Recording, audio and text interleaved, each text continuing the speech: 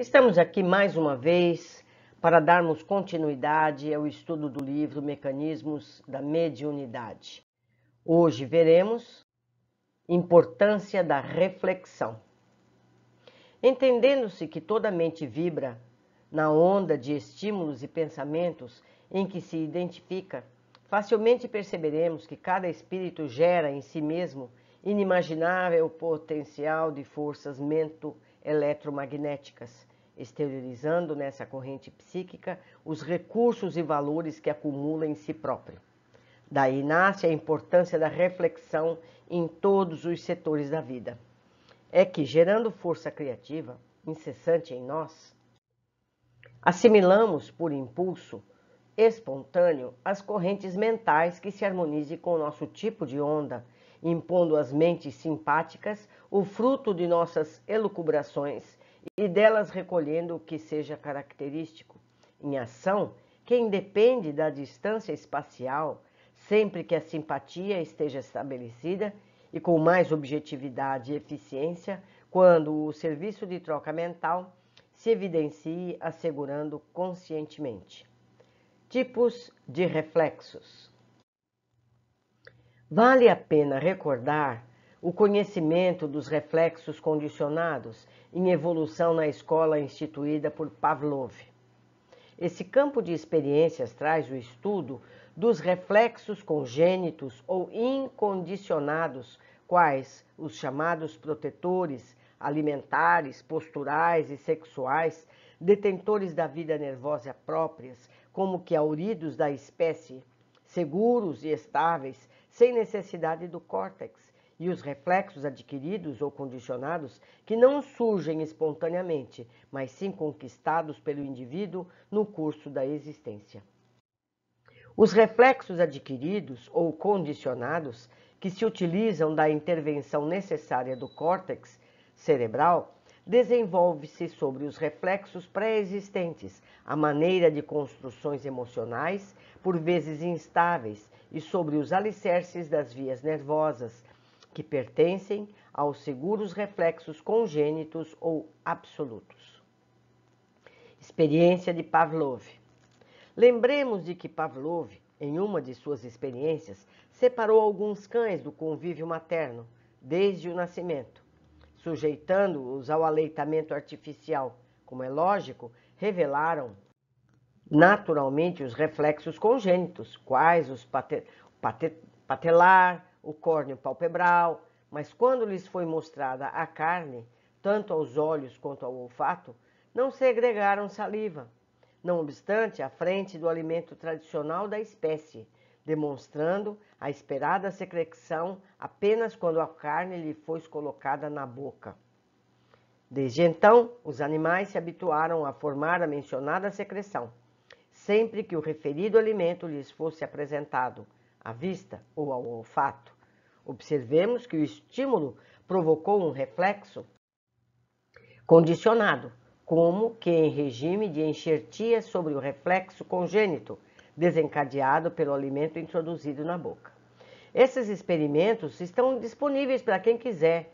Basta pesquisar na internet, Pavlov, a gente estuda isso nos primeiros graus escolares. Reflexos psíquicos. Os princípios de reflexão podem ser aplicados aos reflexos psíquicos. Compreenderemos desse modo que o ato de alimentar-se é um hábito estratificado na personalidade do cão, em processo evolucionista, através de reencarnações múltiplas, e que o ato de preferir carne, mesmo em se tratando de alimento ancestral da espécie a que se entrosa, é um hábito que ele adquire, formando impressões novas sobre um campo de sensações já consolidadas. Recorremos à imagem simplesmente para salientar que os nossos reflexos psíquicos condicionados se revestem em suma importância em nossas ligações mentais diversas. E esses reflexos são, todos eles, presididos e orientados pela indução.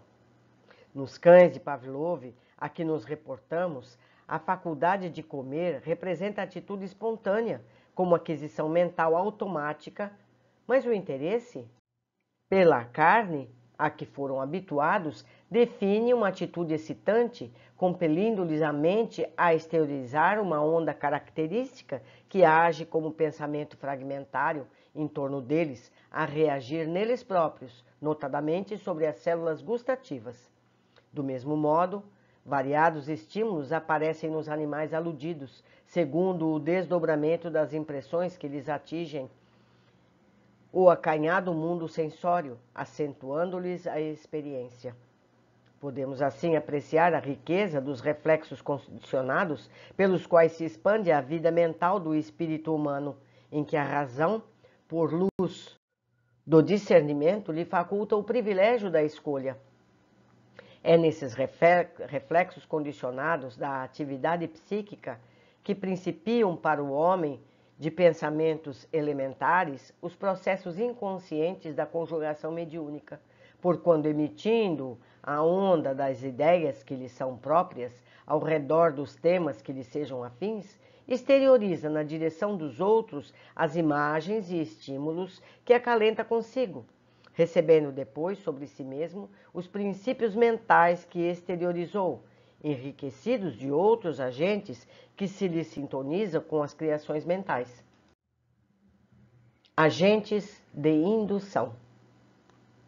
Temos plenamente evidenciada a autossugestão, encorajando essa ou aquela ligação, esse ou aquele hábito, demonstrando a necessidade de autopoliciamento em todos os interesses de nossa vida mental, porquanto conquistada a razão, com a prerrogativa da escolha de nossos objetivos, todo o alvo de nossa atenção se converte em fator indutivo, compelindo-nos a emitir os valores do pensamento contínuo na direção em que nos fixe a ideia, direção essa na qual encontramos os princípios combináveis com os nossos, razão porque, automaticamente, estamos ligados em espírito com todos os encarnados ou desencarnados que pensam como pensamos.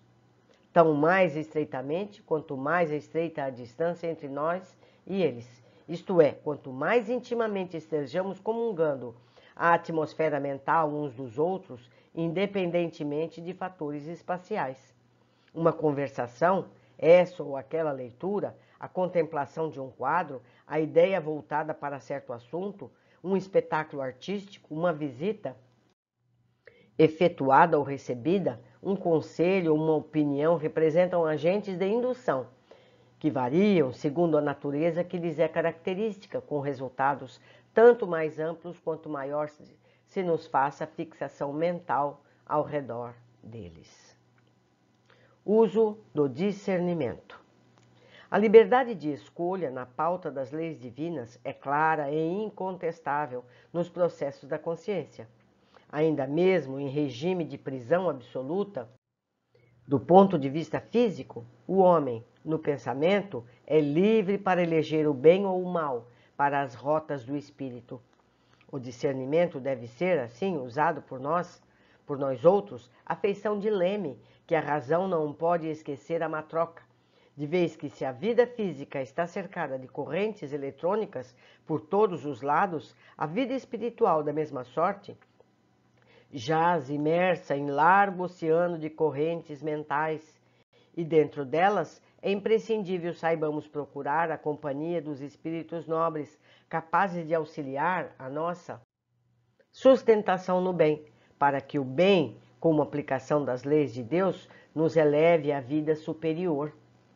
Então, meus amigos, mais uma vez nos é indicado que devemos ter controle sobre os nossos pensamentos o mais firmemente possíveis. Como diz o ditado, os pássaros podem sentar na nossa cabeça, mas cabe a nós que não nos deixemos que eles façam ninhos ali. Então, os pensamentos podem até passar pelo nosso cérebro, mas nós não devemos deixar que eles criem ali raízes. Espantemos imediatamente qualquer pensamento menos nobre, para que possamos ter elevada influência dos espíritos mais elevados. Foi muito bom termos tido esse aprendizado e eu conto com a companhia de todos vocês no nosso próximo capítulo.